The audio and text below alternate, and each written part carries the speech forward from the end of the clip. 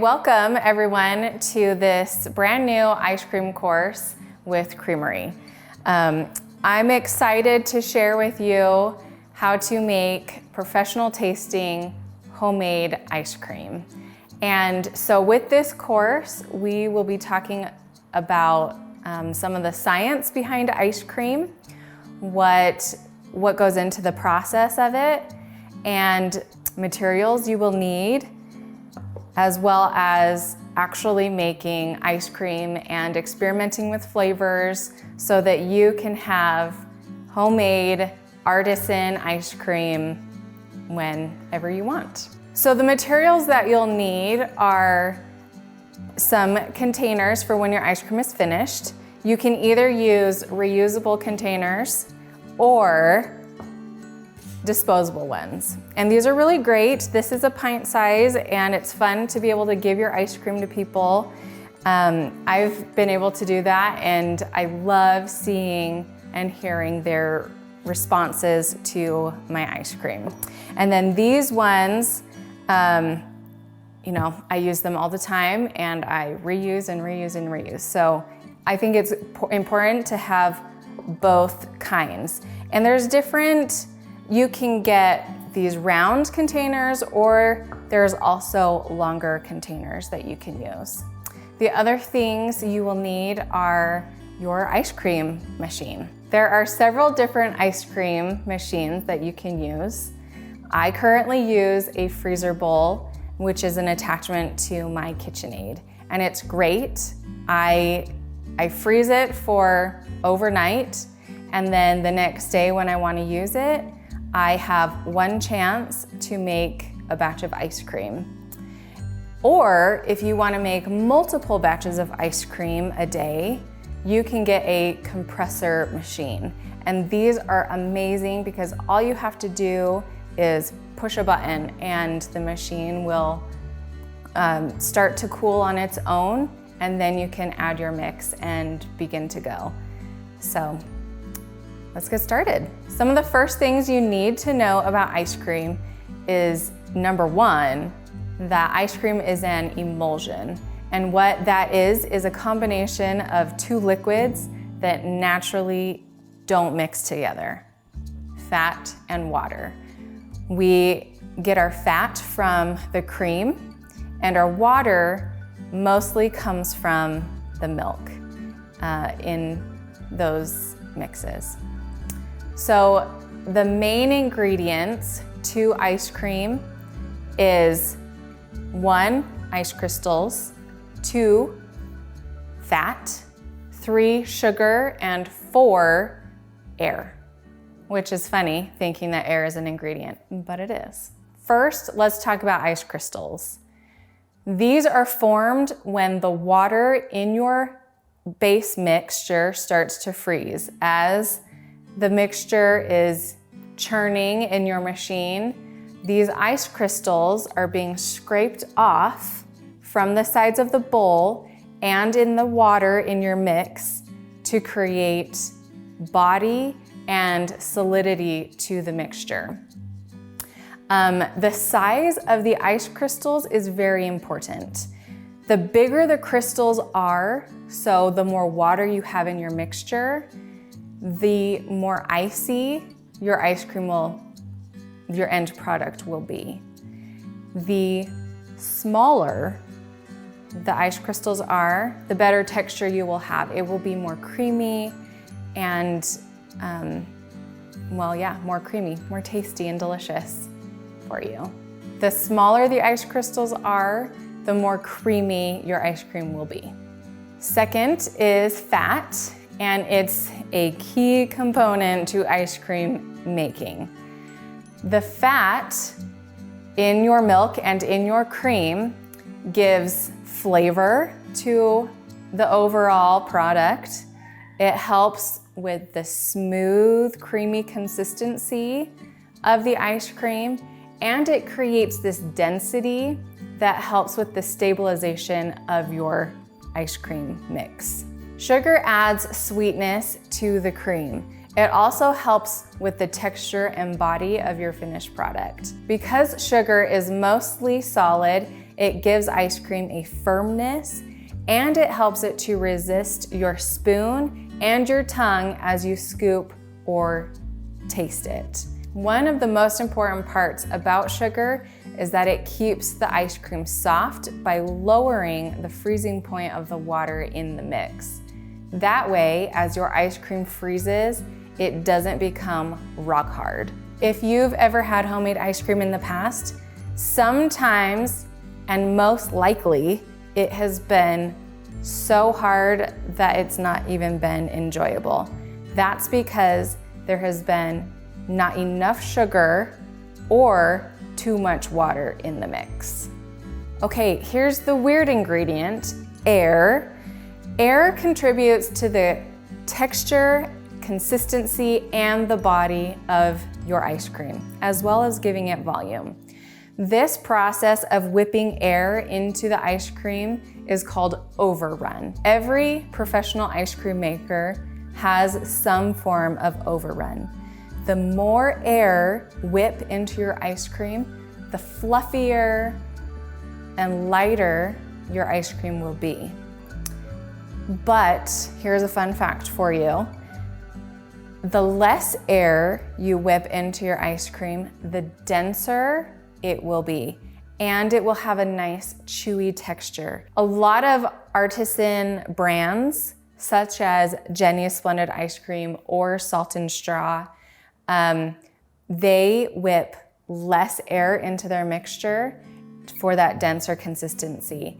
And it's so much more yummy. You get more ice cream into a scoop or to your cone versus eating more air in the cream. Think of it as buying a bag of chips. When you open it, half of it is air. And that is the same thing with ice cream. The more air, remember, the less cream you get. The less air, the denser and more delicious the texture and consistency your ice cream will be. Also, as you mix less air into your ice cream, it doesn't melt as quickly because the consistency of your ice cream is stronger and tighter together. Whereas the more air you whip, the overrun, the quicker it will melt. And you can imagine when you give your child an ice cream cone, like a soft serve, and it starts dripping and down the cone and onto their hand and everywhere else, that's because the ice cream has so much air in it. With this brief understanding of what goes into making ice cream, let's start with your first artisan ice cream batch. We're going to create our ice cream base. This base is so versatile.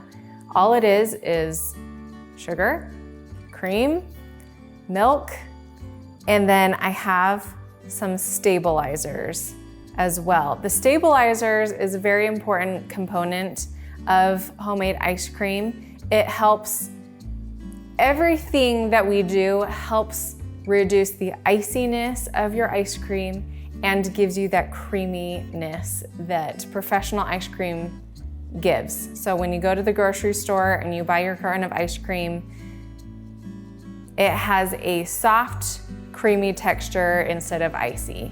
And this is how we make it. First, we have half a cup of white sugar. And to that sugar, we add half a teaspoon of xanthan gum, and this helps with the stabilization of your ice cream. A tablespoon of dry milk powder, and not all recipes call for this, but I like to add it, is just a half a teaspoon of salt. And then what you can do is just mix that around a little bit so that you have it combined. And then you add 2 tablespoons of corn syrup. Now this corn syrup doesn't change the flavor of your ice cream because it really doesn't have any flavor, but it helps with the giving the ice cream that corn syrup will not change the flavor of your ice cream, but it does help the sugar content so that your ice cream doesn't freeze. And then what we do is we just mix this a little until the sugar and all those stabilizers look kind of wet and come together. After this is all mixed and combined, then we add our cream and our milk. And what I like to do is 1.5 cups of heavy whipping cream and 1.5 cups of half and half. So it gives you that really nice butter fat in your ice cream so that you have a nice consistency, and it's just a little less water in your mix as well. So you get a smaller ice crystals as it churns and a denser ice cream when you're finished. So first off, we will put this on the stove and slowly incorporate these total 3 cups of cream. So having the stove on low is what you want. You don't want to boil this, you just want the sugar to dissolve into the cream so you don't have that granule texture when you do churn. And slowly adding your cream will help so that you just get kind of this thicker mixture at first that helps with the dissolving of the sugar, and it's easier to just stir.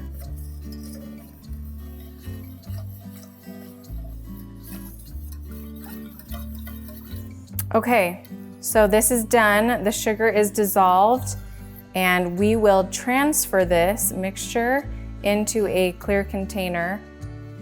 Should I just save this over there? Okay. Okay, this mixture is done. Now that the sugar is dissolved, we're going to transfer it to a container and put it in the fridge for at least 6 hours. And you can keep it in there for up to a week. Or you can freeze it in a freezer container. But the purpose for putting it in the fridge is, number one, we've heated this base up a little bit, so we want it to be as cold as can be for when we do churn it. And as it sits, all of the flavor and everything we added to the base comes together to create a better tasting and textured ice cream in the end. So let's transfer.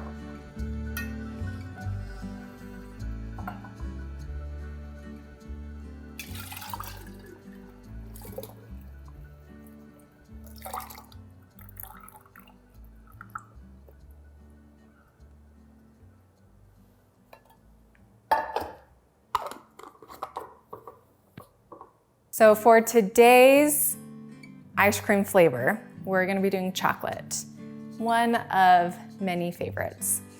And what I have here is a tablespoon of cocoa powder and 2 tablespoons of water and 2 ounces of Baker's semi-sweet chocolate. And what I'm gonna do is chop the chocolate, put it in the pan, and we will also be making a slurry with the cocoa powder and the water. Adding it to the chocolate, and when that is all melted and combined, we add it to our cream base and mix it in our bowl. So, chocolate chopping, we go. The reason we chop the chocolate is just so it melts a little bit quicker and easier, and it doesn't have to work so hard.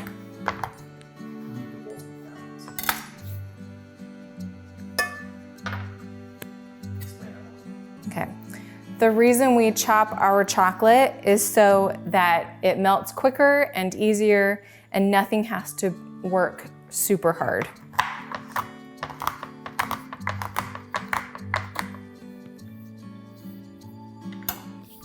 Okay, into our pan we go.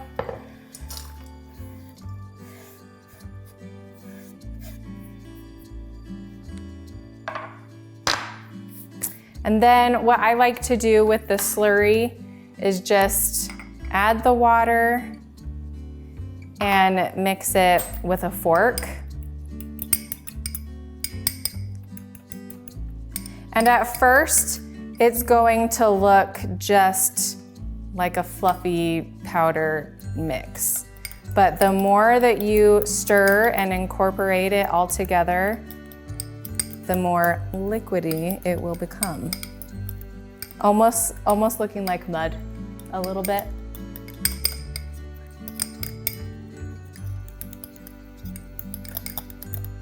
Okay, so we have that, our mud.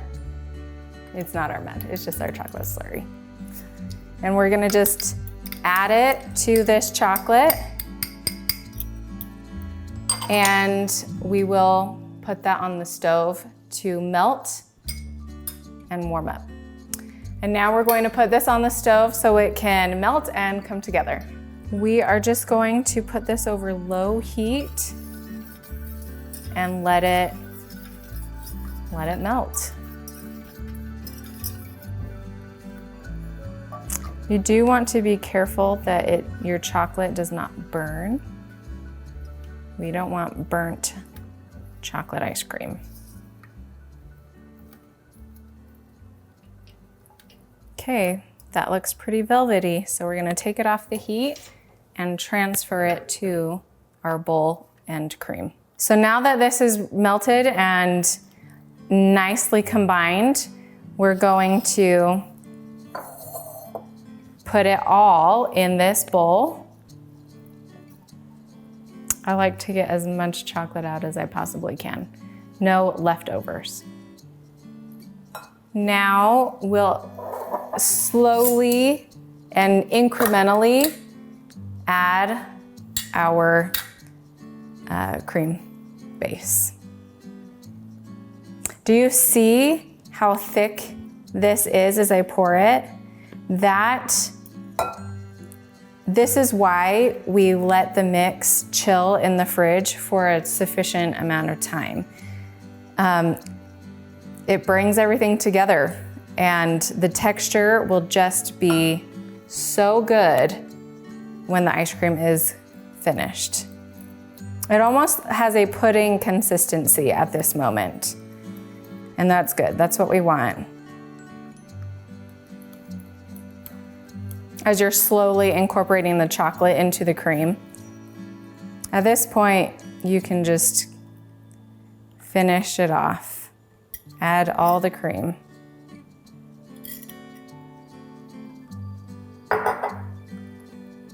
And you just make sure that it's all combined in here. Okay, and there we have it. Look at that thick chocolate ice cream base. It's gonna be so good. What we're gonna do now is churn it in our ice cream machine, and soon enough, we will have artisan chocolate ice cream. Now we're going to churn our chocolate ice cream, and what I just went ahead and did is transferred my chocolate ice cream base into this so that I can pour it better into my pre-frozen ice cream bowl that has the dasher inside, which scrapes and churns the ice cream. So we'll just clip it on.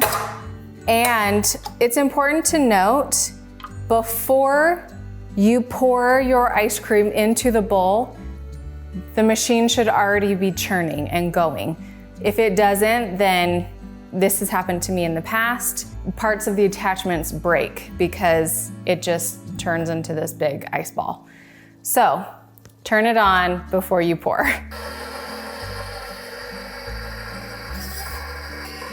This process is always a little bit messy. You can clearly see that I get it everywhere over the machine. And this is what I like to do. I also like to taste the base after I put it in. So I like to just see how it is. And it tastes pretty good.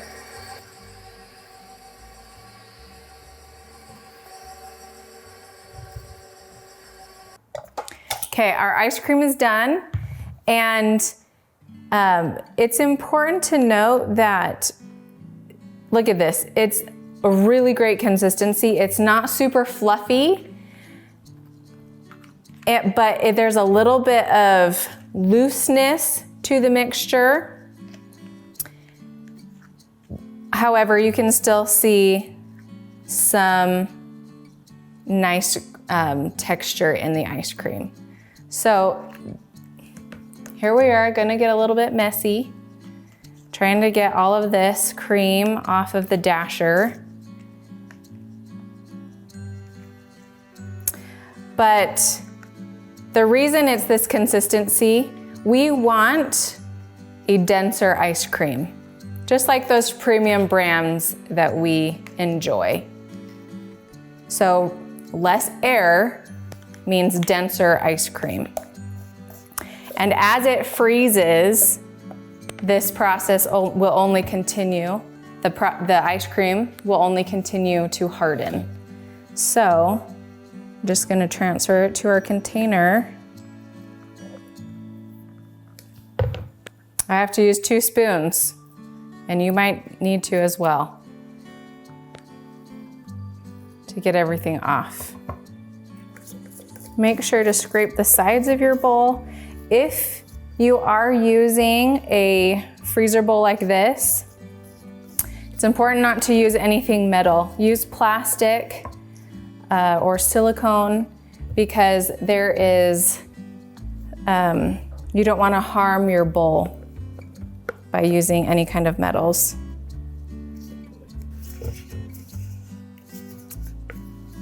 And remember, it's still freezing in here, as well as melting as you transfer it. So try to make it your transfer as quick as you can. Here we go, messy, messy. Now I just kind of mix it all in and make sure you got as much as you can in there. Messy hands. I'm gonna wipe it off, and then we're gonna stick it in the freezer and let it freeze it's good to let it freeze, I think, 24 hours. Okay, into the freezer we go, and so exciting. I'm so excited to have this ice cream probably tomorrow. After you have everything in the freezer, there's not very much left in the bowl, if you can see, but I like to scrape it and then eat it. And sometimes I'll share it with my family. It was so good. We just took out our chocolate ice cream, and I'm very excited about it. Yay. Ooh, do you see that? Looks very good. What do you think? Okay, so before we scoop it, what we want to do is let it just sit for 5 to 10 minutes so that it's not so hard and we can scoop it nicely. We now have the great pleasure of scooping our ice cream in whatever way you prefer. You can put it in your bowl or on your cone. So we will do one of each. I am not the best scooper, but we're just gonna pretend that I am.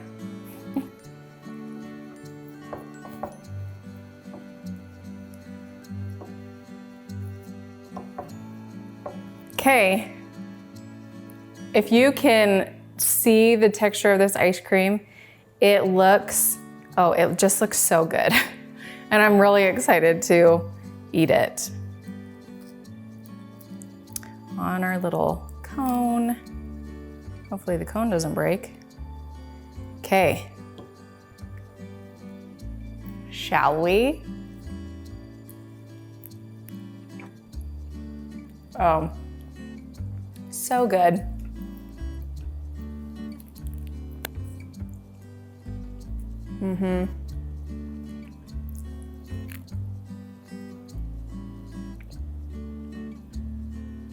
What I love about this ice cream is, well, ever since I was a little girl, I have loved to chew my ice cream, and that's a sign of good ice cream because of the density. And I can chew this ice cream, and it is very pleasing to me. I hope that you guys learned more about ice cream and ice cream making and enjoyed making your first batch of Creamerie ice cream. Let me know how you like it and the joy that it brought you.